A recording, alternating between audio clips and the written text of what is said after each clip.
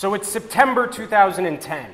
I'm 23 years old, having recently graduated from Tisch. It's late in the afternoon, one of those perfect fall Boston days. The air is crisp, the leaves are changing, you can smell the pumpkin pie in the air. I'm staying in corporate housing over by Copley Square. I zip up my backpack, which is extra heavy that day, because I've got my giant 3-ring binder with hundreds of pages of my script stuffed in there. It started to look like a madman's diary, covered in notes that only I'd ever be able to interpret. I decided on the long route to the theater that day. It was opening night of the Laramie Project, and I was desperately trying to center myself, keep reminding myself that this was just another performance, even though today was different. It was the day I had always dreamed of, my debut performance as a professional actor.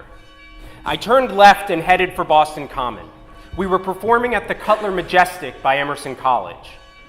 As I made my way to the park, I could see something kind of odd. It was just this sea of white. It looked like this undulating cloud snaking down the sidewalk. Hundreds of people, young people, it looked like, in white t-shirts walking around the park. I continued on my way, drawn towards the crowd, and I started to hear their chants. Love is louder. Love is louder. Love is louder. And then I saw that some of the white t-shirts were painted in rainbow designs, and that some of these people were wearing angel wings. And then I knew this was for us. These people are here for our show. You see, Fred Phelps, the founder of the Westboro Baptist Church, known for their hateful rhetoric and homophobic stances, had threatened to protest our production of Laramie, as he had almost every production of the show in the past 10 years. These college students heard that he had secured a picketing license from the city of Boston, and well, they weren't going to allow that to be the face of their city. So within a few hours, with the help of Facebook, an organic movement started, and about 1,000 people were marching around Boston Common. They would not be intimidated by the hate that Fred Phelps represented, but more so they wanted to make sure that others weren't fearful. They were sick of it. You know, at the time in 2010, there had been a string of suicides among college gay students who were victims to online bullying. I heard one protester say that if one person, maybe just one person in need, saw their Facebook group and their unity, maybe they'd feel a little less alone, just a little less helpless. I was so hopeful, so filled with joy. These voices of love and acceptance were drowning out the hate. I took it all in. I thanked as many of the protesters as I could as I made my way to the stage door, down the alley behind the theater. A few hours later, in the third act of the play, as our story was coming to a close, I burst on stage to give one of my final monologues. It's a moment in the play where one of my characters, Jedediah, has a sweet triumph. And as I said the first words of the monologue, the audience was right there with him. They just burst into applause. They felt as vindicated as Jedediah did. And I remember standing there for a moment, taking it in. And in the back of the theater, I could make out a beaming David Gammons cheering me on. It was all coming full circle for me. You know, this was one of those moments in life, and I was outside of myself watching it happen, floating in the rafters of the Majestic. And all I could see were the sparkling lights of the theater. And all I could hear was, love is louder. Love is louder. And I thought, well, you know, I hoped that maybe Matthew could hear this too. Matthew. That's the first time I've said his name in a while. Matthew Shepard. Matthew Shepard was a young, handsome, gay, 21-year-old man when his life was taken from him in 1998. Matthew was kidnapped, tortured, tied to a fence, and beaten to death on the outskirts of Laramie, Wyoming, in one of the most vicious and highly publicized hate crimes in our history. And it was a news story that set the nation ablaze. How could this happen? How was there such hatred, such evil lurking out there? Weren't we better than that? Hadn't we come so far? But we hadn't. And that ugly underbelly was suddenly at the surface, and we were staring at it straight in the face. How are we supposed to respond to this? What can we do? What's our role in this? Well, that's what Moises Kaufman posed to his thriving young theater company, Tectonic Theater Project, in downtown Manhattan in the weeks following Matthew's murder in 1998. Tectonic and Moises were just off of their huge hit, Gross Indecency, The Three Trials of Oscar Wilde. Moises had exploded onto the New York scene with his progressive new play. He pressed his company. What is our role in this dialogue? As citizens, as theater artists, what can the form of the theater do to help us understand this better? We can't just sit by. And within a few weeks, Moises and his company decided they were going to go to Laramie, and they were going to interview people in the town. They were going to use the town people's own language to explore Laramie. And then they would bring back those interviews and create a theatrical language to bring the story to life on stage. So this queer company of New York theater artists got on a plane and headed for Laramie, Wyoming. What happened over the next 2 years changed the way we as a nation saw Matthew's murder, and we as a theater community viewed documentary theater. The company recorded over 400 hours of interviews with everyone from Matthew's parents to the police officer on the scene, to his best friends, to the friends of the murderers. The company was not only wanted to find out as much about Matthew and the murder as they could, but even more so, they wanted to learn about the town. How were they reacting? How did this affect them? Tectonic was putting themselves in conversation with the town. A pretty terrifying proposition, especially because they had their own preconceived notions of who these people would be. I mean, who wouldn't, right? Wyoming? A bunch of cowboys being interviewed by a bunch of gay New Yorkers? I mean, that's a perfect combination, right? But that, of course, that is what turned into the magic of this play.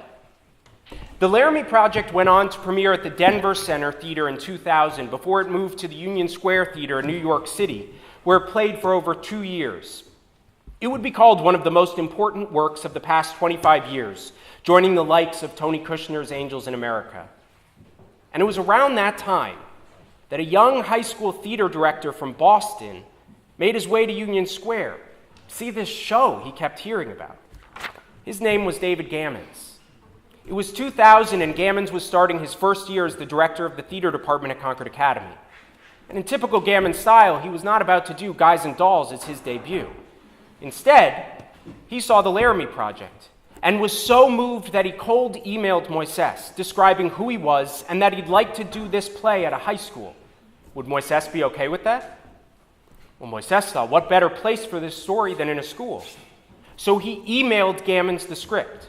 And Concord Academy became not only the first of hundreds of high schools around the country and around the world to do the Laramie Project, but that stage in the PAC, that stage was the first stage that the Laramie Project was performed on outside of Tectonic Theater Project. And just 2 years after that, in the fall of 2002, I arrived on campus here at Concord Academy as a tiny Seth Cohen wannabe freshman, and I walked into the PAC and onto that stage, and finally knew I was in the right place. It was on that stage that I found my voice, under the direction and the mentorship of Gammons. He taught me what it was going to mean to be an artist, what that conversation was going to look like for the rest of my life. This dialogue of questioning, pushing for more, being vigilant in my pursuit of truth. It was in that theater in the fall of 2004 when Gammons told my Theater 3 company that we'd be studying documentary theater that year. We'd be exploring the form and creating a piece based on the interviews we were going to conduct. And what was the first play we read? The Laramie Project. And when I first read it, I was blown away by the language, by the story, by the theatricality. This play was all of a sudden part of my vocabulary, and I was only 16. So now jump ahead a few years to the fall of 2008 in New York. I'm a junior at Tisch in my first semester at the Experimental Theater Wing. It's our first day of classes, and the fall productions are being announced. And there's a special guest we hear. And who comes out from behind the wings and onto that stage but Moises Kaufman to announce that he'll be directing a play that fall? I was starstruck. I mean, that's Moises Kaufman. We're in the same room. What am I going to do? I got to call Gammons. I got to get cast in this play. I'd worked that previous summer at a talent agency where Moises happened to be represented. And when the meeting broke, I gathered up some courage and I went right up to him and I introduced myself. I said, "Hi, my name is Mark Berger. I'm a massive fan of your work. I worked this summer with Joyce, your agent." And I think he was taken aback a bit by my bold introduction, but he was generous with my nerves. And I was floored. Moises Kaufman was talking to me. I could see a twinkle in his eye. I knew I'd met someone who was going to be important in my life. We shook hands, and I told him I looked forward to auditioning for him. Well, soon thereafter, I was lucky enough to be cast in the show at Tisch, and my life would be forever changed. Moises and I stayed in touch after that show in college. I'd do anything he asked me if it meant I could somehow be in the room. I was the best assistant in New York. I made better coffee than anyone. I simply made myself useful because the reward was the ability to listen, to learn. A year later, in the summer of 2010, Moises called me and said they were remounting the Laramie Project and presenting it with the world premiere of a new epilogue play, The Laramie Project 10 Years Later, with the original cast. I was thrilled for him. Wow, I could finally see that play performed. Yes, I'd be an assistant. I'd do anything. Then he stopped me and said the following: "Would you like to come in and audition? Andy can't go on tour with the show because of his schedule, so you'd be auditioning for his track." Are you serious? I mean, yes, of course I want to come in and audition. Of course I do. And well, after a few callbacks, I was fortunate enough to be cast in the show. There were 4 of the original cast members and 4 of us replacements. I was only 23, at least 10 years younger than the next youngest cast member, so the learning curve was steep. But they were generous actors and showed me the ropes. We premiered that fall on that stage of the Cutler Majestic in Boston, and then took the plays around the country from Wisconsin to Iowa to San Francisco to D.C. I was working with Moises Kaufman on the Laramie Project and the world premiere of the Laramie Project 10 years later. This was a dream realized. This other play I keep mentioning, the Laramie Project 10 years later, you must be wondering, what the hell is that? I thought we were talking about the Laramie Project. What's this 10 years later crap? Well, 10 years later wasn't originally supposed to be a full-length play. It was an idea for a new ending to the Laramie Project. An idea to go back to Laramie 10 years after Matthew's murder and interview some of the original subjects to see how far the town had come. It'd be a brief one-page button at the end of the play. So in 2008, Moises and a few members of the company went back to Laramie to check in with their old friends in preparation for this new ending. When they arrived, there were their close acquaintances who had seen the town grow over the past 10 years, and of course there were those who were still stuck in their old ways. But there was something else, something darker that Tectonic started to hear. "Oh, that's not really what this town's about, and anyway, I heard it was a drug deal gone wrong, didn't have much to do with him being gay." Wait, what? And sadly, this wasn't a singular occurrence. They started to hear this all over. In fact, 2020 had done a special on it. Matthew was not some angelic kid. He was a drug dealer. He was bad. He wasn't all innocent. Well, that didn't sit right with Moises. They knew what they had stumbled upon was not a quick button to the Laramie Project, but an entire play in itself. The narrative of Matthew's story had changed. And once again, Tectonic found themselves asking the same question. What's going on here? What is our role in this? And so the epilogue, the Laramie Project 10 years later, puts this question of a changing narrative at the heart of the play. The narrative had changed because people didn't like the old story. They didn't want to be that Laramie, Wyoming, the place where that terrible hate crime happened, the place where Matthew Shepard, that gay guy, was murdered. So it was easier to start to say something different. It wasn't about him being gay. It was a drug deal gone wrong. That happens everywhere, so stop shining your light here. Well, this starts to sound a lot like the type of things we hear today. Our president would probably say, "That didn't happen here. That's fake news. That's fake." Well, that idea doesn't really work with me. This story isn't fake. The hate crime against Matthew isn't fake. It's just not the narrative you might want for your town. And that truth, that personal truth, I can understand that you don't only want to be known for the bad thing that happened here. That makes sense to me. I mean, let's put ourselves in their shoes for a moment. Imagine that Concord wasn't known for the shot heard round the world, but instead a terrible hate crime happened here on the Old North Bridge. Well, we'd know that's not what Concord was. That's just a bad apple. We wouldn't want to be known for that. But that want is just that. It's a want. Just because you don't like the fact that this terrible thing happened doesn't mean you can simply delete the past and try again. It doesn't mean you can ignore the facts. It's our responsibility to tell the truth. This was one of the most important lessons that Father Roger, the outspoken Catholic priest in Laramie, implored upon Tectonic when they were writing the play back in 1998. He said, "I will trust you people, that if you write a play of this, that you say it right, say it correct. I think you have a responsibility to do that. Just deal with what is true. You know what is true. You need to do your best to say it correct. You know what is true." That's a powerful statement. We're in a time when the truth is under attack, and changing narratives are starting to blur the lines so much that it feels like we are coming undone. And so we must identify this misinformation as what it is. It's a weapon. It's a weapon against our humanity, against our country, and it's only getting stronger. But that's where Moises' initial question comes back to me. What can we do? What is our role in this national dialogue? And I think the most important word there is dialogue. What Tectonic did by not writing a traditional narrative play was put themselves directly in conversation with the town, with its citizens, with the event of Matthew's murder. They decided the only way for them to tell this story was to use the real words of the people of Laramie. Our nation is made up of a lot of different people who think differently, who pray differently, who love differently.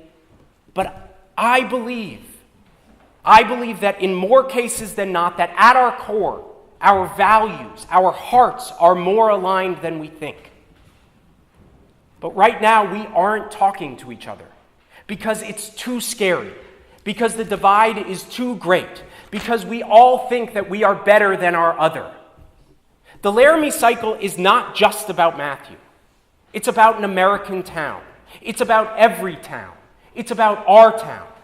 It's about empathizing with people who are different. So we need to dig deep. We need to take big risks, ask uncomfortable questions, be fearless in our pursuit of truth. We must examine our ugly parts. We must find a way to understand them. We must fight against hate with love, and we must start yesterday. The trans community is under attack. Violence is being done, and we must stand up and say, no, that's not going to happen here. We need to put ourselves in places where dialogue can happen. I think that's what Moises and Tectonic did so well when they traveled to Laramie 20 years ago. They put themselves in dialogue with their other. I know what's going on in the world is sometimes too dark to look at, too overwhelming to empathize with. But Moises recently posted a quote from the Talmud that gave me peace and also a bit of inspiration. Do not be daunted by the enormity of the world's grief. Do justly now. Love mercy now. Walk humbly now. You are not obligated to complete the work, but neither are you free to abandon it. So, step one, who's voting on Tuesday? Teachers, students? I hope for every one of you voting for the first time that you feel what I feel every time I vote. A great sense of pride, a great sense of privilege, a great sense of humility that I get to be a tiny part of this grand experiment. Step two, start the conversation. Let's go to Laramie tonight. Then, Let's do what Concord is known for. Let's defend our nation. Let's go to Ferguson. Let's go to Newtown. Let's go to El Paso. Let's go to Charlottesville. Let's go to Parkland. Let's go to Orlando. Let's go to Pittsburgh. Let's go. There are stories to be told. There's a dialogue waiting to happen. Who's going to start it?